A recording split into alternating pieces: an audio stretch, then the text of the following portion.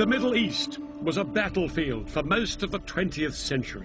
But one of the hardest fought wars of all was in 1973, when Egypt and Syria launched a surprise attack on Israel on the Jewish holiday of Yom Kippur.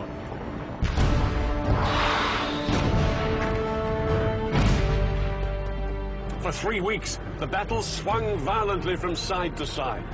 It brought each within sight of victory and defeat. And it brought the superpowers, America and the Soviet Union, close to a nuclear showdown. The Israelis were in no doubt they were fighting for their country's very survival. For the soldiers of Syria and Egypt, it was a battle for Arab territory and Arab pride. In this program, I'll be revealing how Arab and Israeli commanders astonished each other with the boldness of their strategy. And I'll be finding out how both sides used the latest weaponry with shattering results. No 20th century conflict has been as lasting and bitter as the struggle between Israel and its Arab neighbors. This is the story of the biggest battle between them. It's still such a sensitive subject in Egypt that they wouldn't let us film there. This is the story of the October War of 1973.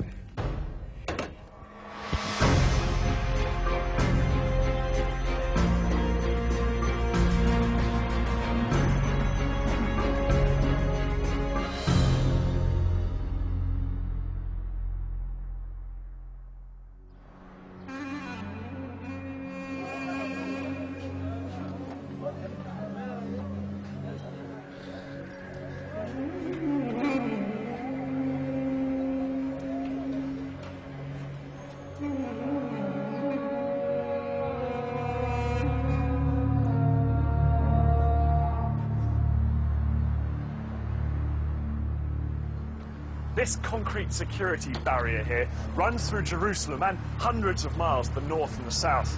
On this side live predominantly Muslim Palestinian Arabs.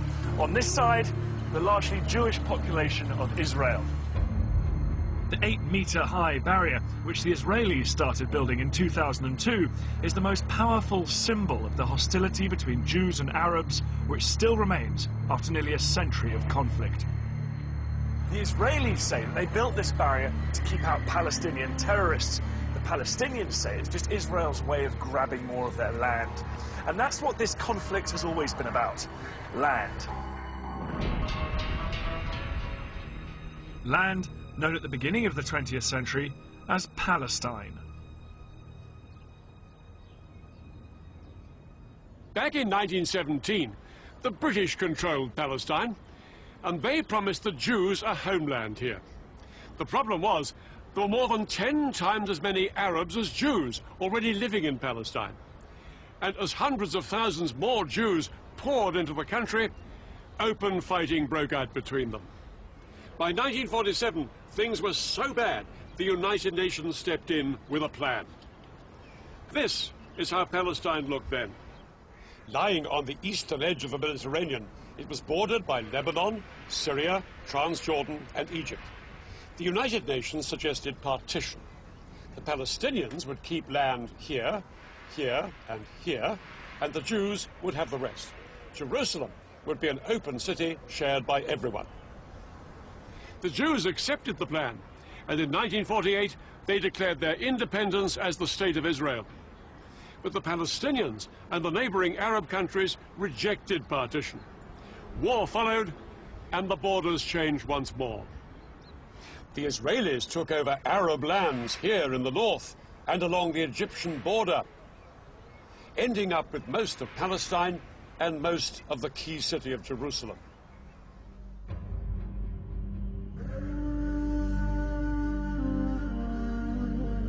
Tens of thousands of Palestinians fled or were expelled from their homes.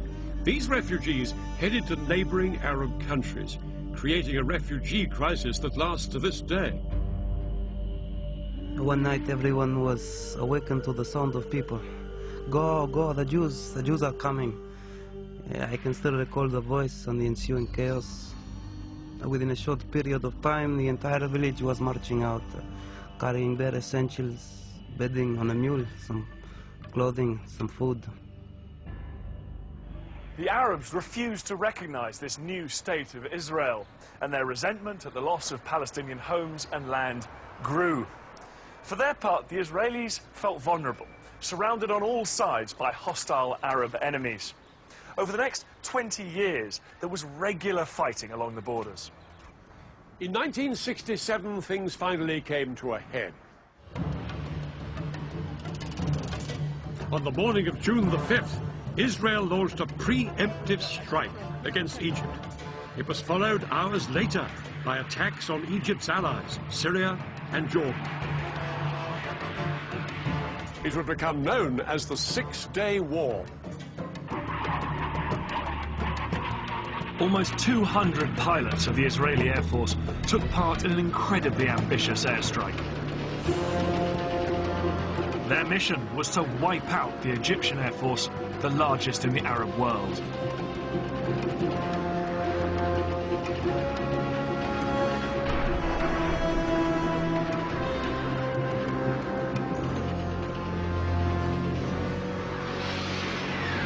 In just under 2 hours, Israeli bombs destroyed almost the entire Egyptian Air Force before it had even got off the ground.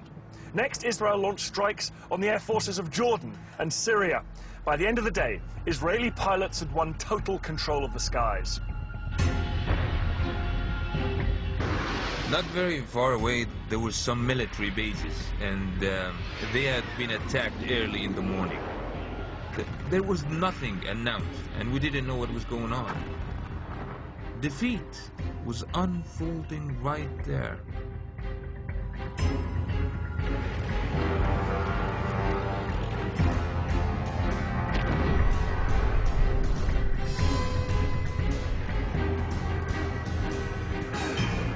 Israeli ground troops stormed into Syria, Jordan, and Egypt. At the same time, other Israeli troops made a bid to capture Arab-held Jerusalem.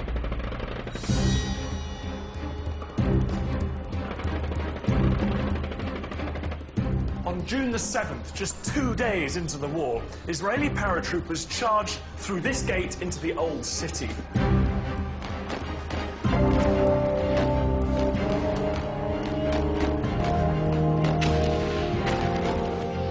As they pushed through these narrow streets, they came under fire from Jordanian snipers who'd taken up position in the upper stories of the buildings on either side. The Israelis pushed on. It took them a few hours to clear out these last pockets of resistance, but by early afternoon, the whole of Jerusalem was in Israeli hands. I took out the Israeli flag, which I carried with me the whole time, and waved it. I hung the flag on the fence. My commander, who was the toughest among us, was standing next to me. He burst into tears underneath his steel helmet. Another friend was weeping. A chain of bullets wrapped around his neck. In the days that followed, Israeli troops drove back the soldiers of Jordan, Syria, and Egypt. In 6 days, the Israelis had won the war. The defeated nations counted the cost.